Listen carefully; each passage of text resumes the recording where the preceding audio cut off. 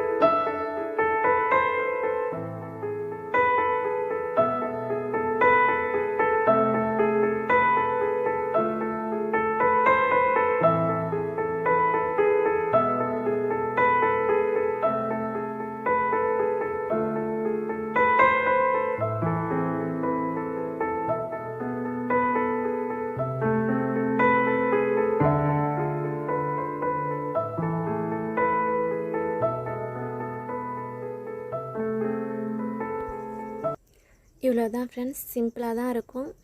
பிடிச்சிருந்தா லைக் பண்ணுங்கள், உங்கள் ஃப்ரெண்ட்ஸ்க்கும் ஷேர் பண்ணுங்கள். வீட்டை போட்டு பார்த்துட்டு எப்படி இருக்குன்னு கமெண்ட் பண்ணுங்கள். தேங்க்யூ.